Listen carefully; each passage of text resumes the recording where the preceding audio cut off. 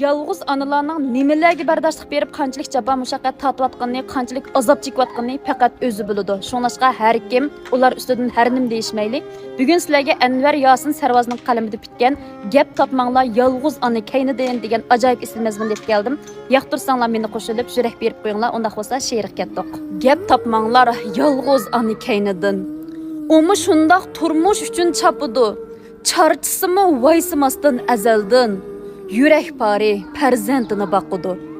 Gap topmanglar yalğız ana kaynidan.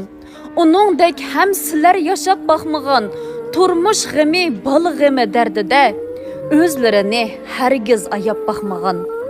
Ularningmi kilar aram olg'usi, yo'qmi sayla qilib har joy borg'usi, mayli emas boshda farzand qayg'usi. Gap topmanglar yalğız ana kaynidan. Charchiganda yulangudek mo'ri yo'q, sirdoshqidek yollarida jo'ri yo'q, g'ayvatlarga chidamaydi chori yo'q. Gap topmanglar yalğız ana kaynidan. Men dunyoga yashirili keldi, hech sizlarga yorgili emas.